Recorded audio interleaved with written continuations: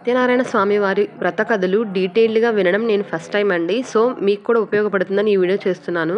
మేము సామూహికంగా సత్యనారాయణ స్వామి వ్రతం చేయించుకున్నామండి. ఆ వ్రతంలో పంతులు గారు చాలా చక్కగా డీటెయిల్డ్గా ఎక్స్ప్లెయిన్ చేశారు వ్రత కథలు.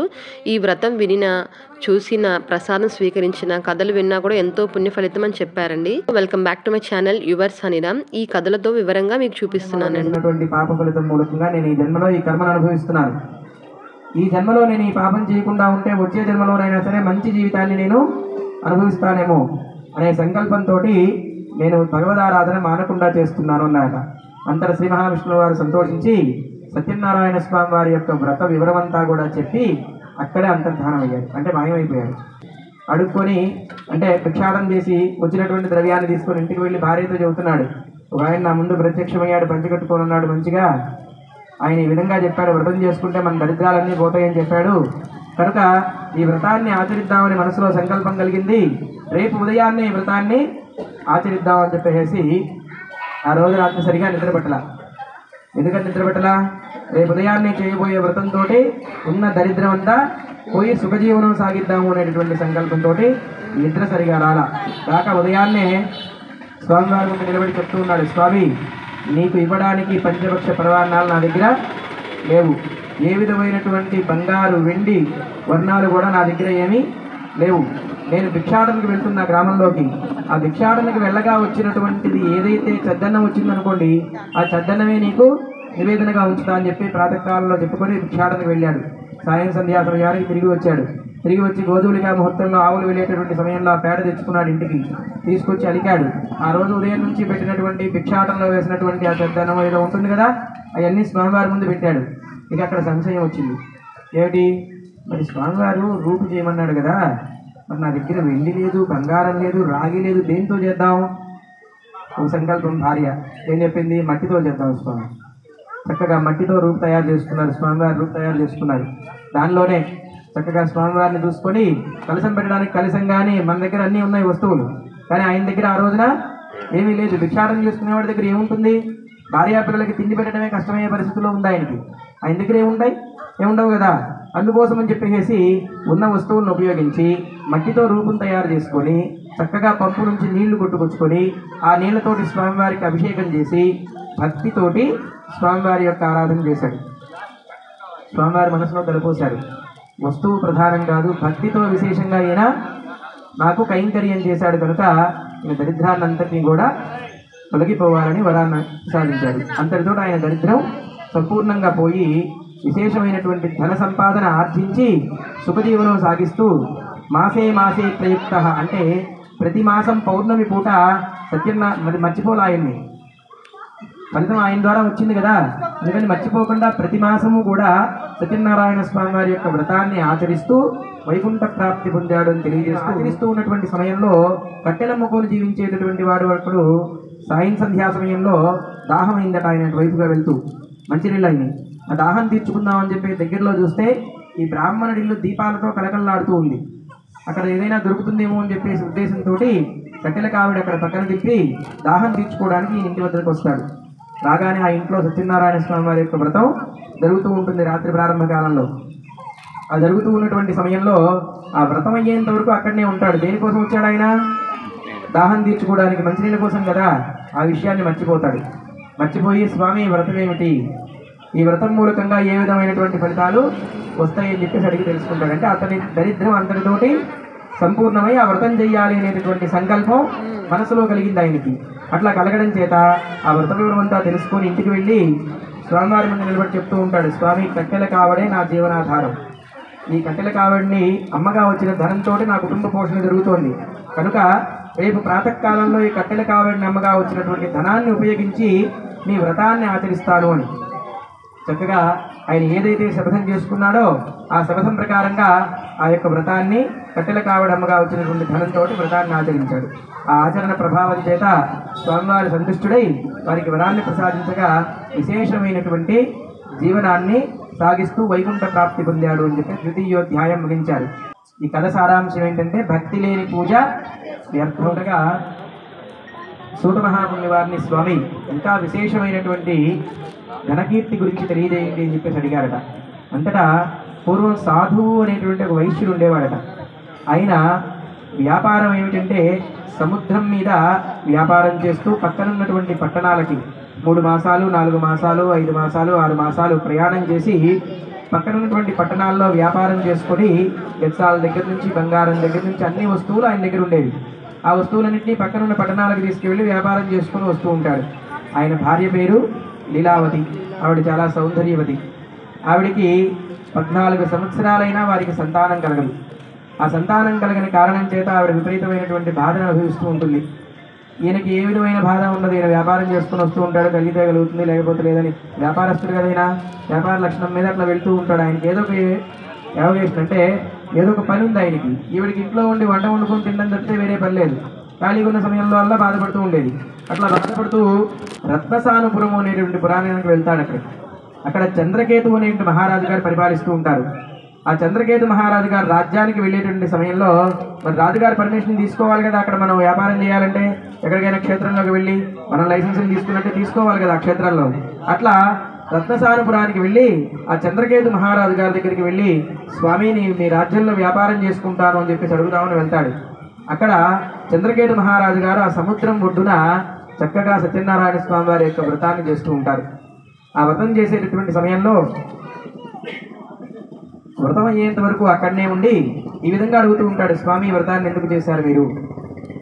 నాయన, నాకు కుమారులు కలిగిన కారణం చేత ఈ వ్రతాన్ని ఆచరించాను. ఈ వ్రతం చేసిన తర్వాత నాకు సంతానం కలిగింది. అందుకని నేను ఈ యొక్క వ్రతాన్ని విడవకుండా ప్రతి మాసం చేస్తూ ఉన్నాను అని చెప్పి తెలియజేస్తాడు. ఈయన వ్యాపార ధోరణితోటి స్వామివారి ముందు నిలబడి ఈ విధంగా అంటాడు, స్వామి నాకు గనక సంతానం కలిగితే ఈ వ్రతాన్ని ఆచరిస్తాను. చంద్రకేతు మహారాజు గారు ఏం చెప్పారు? వ్రతం చేసిన తర్వాత సంతానం కలిగింది అని చెప్పారు. కానీ ఈయనేం చెప్పాడు?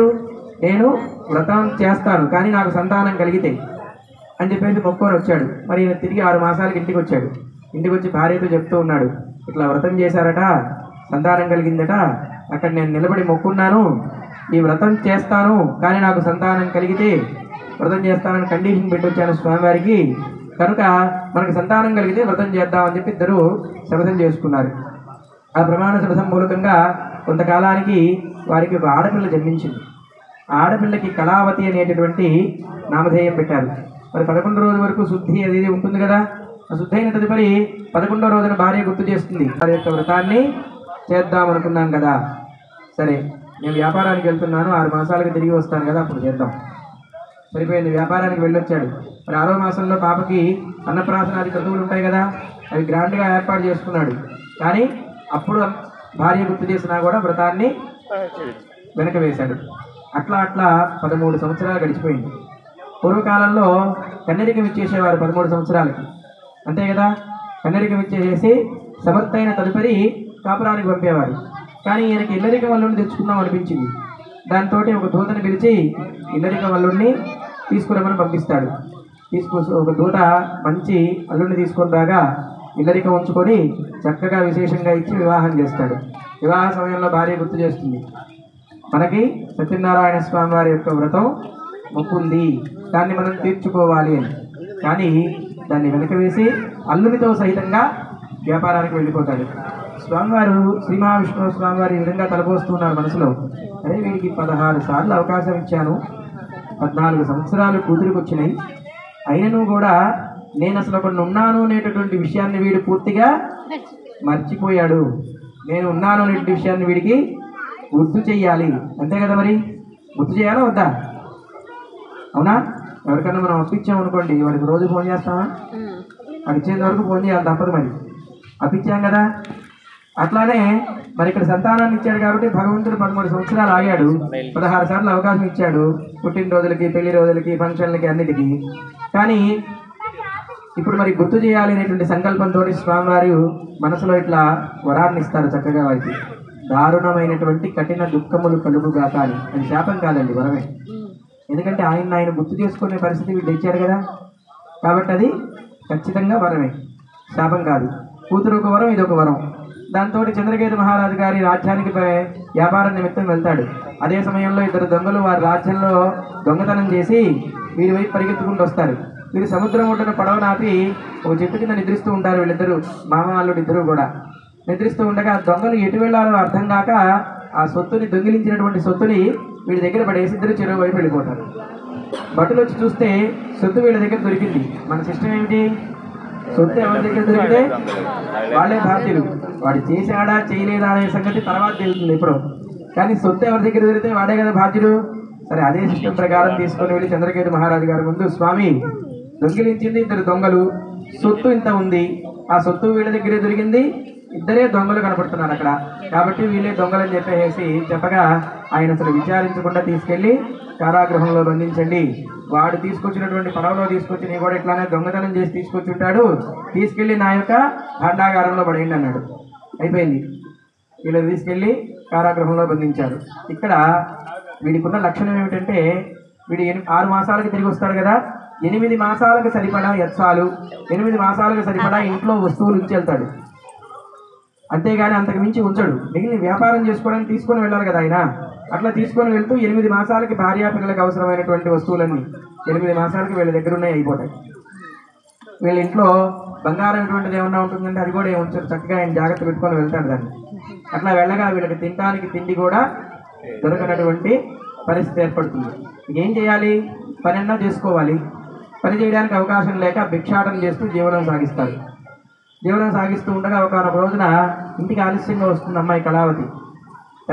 తల్లి అంటుంది, ఏమ్మా ఏమన్నా తప్పుడు పనులు ఏమన్నా చేస్తున్నావా నువ్వు, ఎందుకని ఇంత ఆలస్యంగా ఇంటికి వచ్చావు అని చెప్పేసి అడుగుతుంది. లేదమ్మా, ఇట్లా సత్యనారాయణ స్వామి వారి యొక్క వ్రతం జరుగుతూ ఉండగా ఆ వ్రతం అయ్యేంత వరకు ఉండి ప్రసాదం తీసుకొని వచ్చాను. ఇప్పటికి 4 సంవత్సరాలు అయిందండి ఇదంతా జరుగుతాం మొదలుపెట్టి.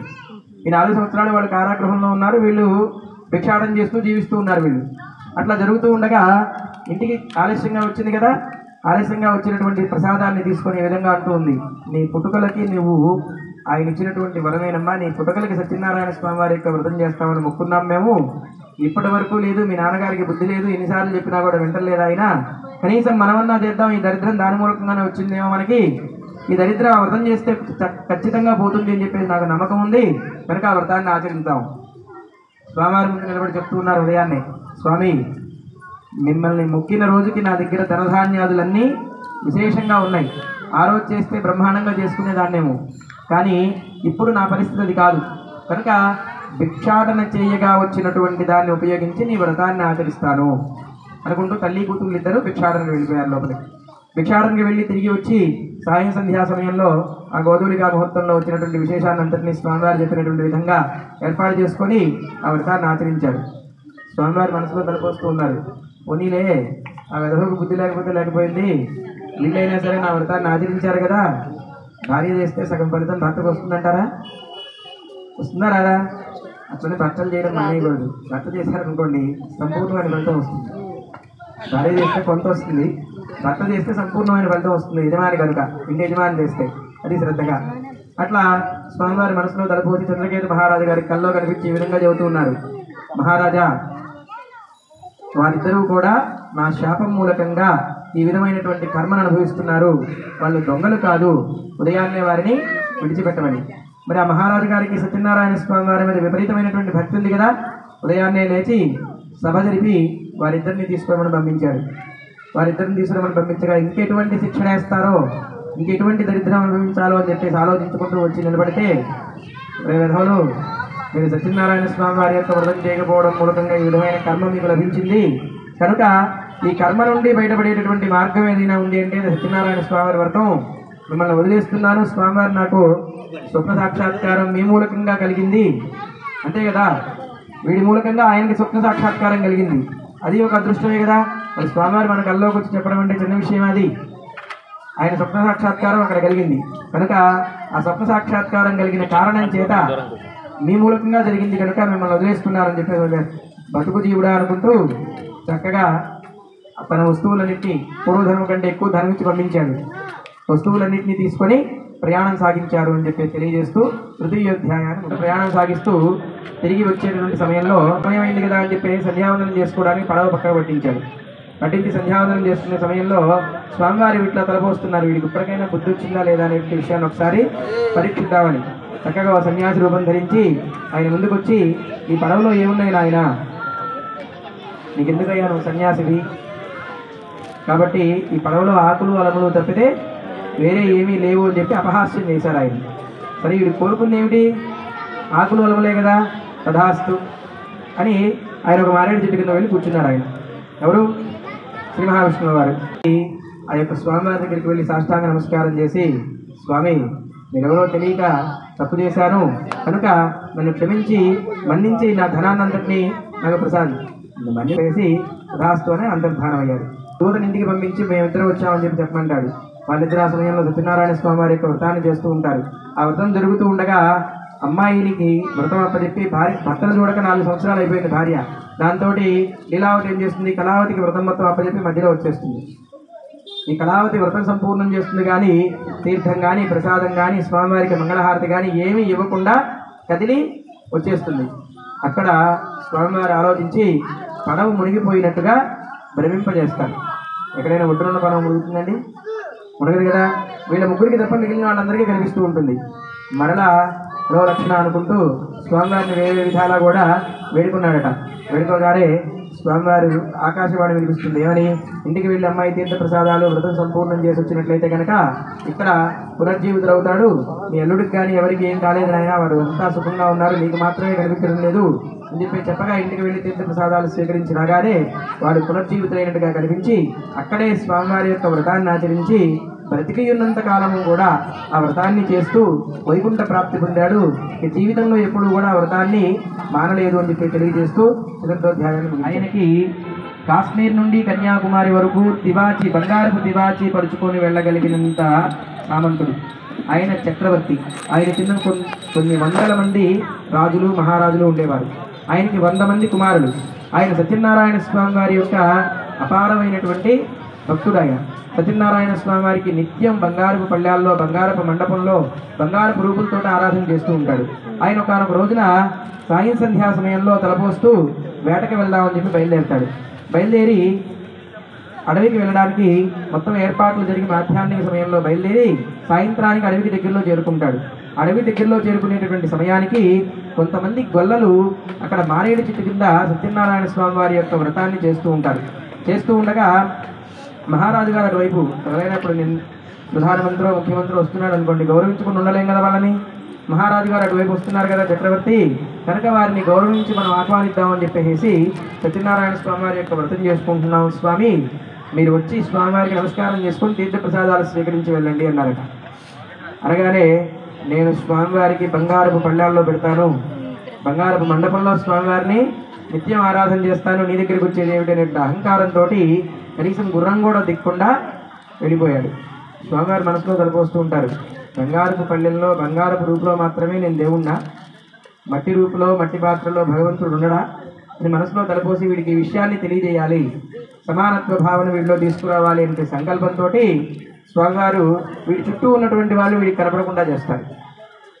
మహారాజు గారిని వదిలిపెట్టి ఎవరు ఉండరు కదా, వీడి చుట్టూ పరివారం అంతా ఉంటుంది. కానీ మహారాజు పిచ్చిపడి వదిలేసి వాడిని కొడుతూ తిడుతూ వాడి పరివారం కాదన్నట్టు వీడి మహారాజు కాదన్నట్టు ప్రవర్తిస్తూ ఉంటాడు.